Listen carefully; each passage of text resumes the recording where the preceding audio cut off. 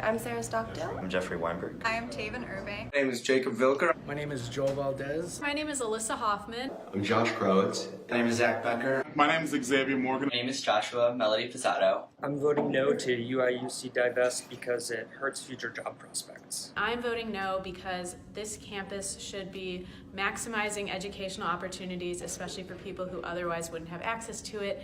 I oppose UIUC Divest because it's simply discriminatory. It doesn't promote peace. And it also doesn't go along with our university's mission to promote a diverse and inclusive campus at the University of Illinois. I'm voting no because I care about scholarships for my fellow peers. I'm voting against UIUC Divest because they're closing down dialogue on campus and taking away opportunities for students with scholarships, internships, and money that helps support the campus. The same people that tried to divide our campus are trying to do it again this year. I oppose divestment. I'm voting no. I'm voting no.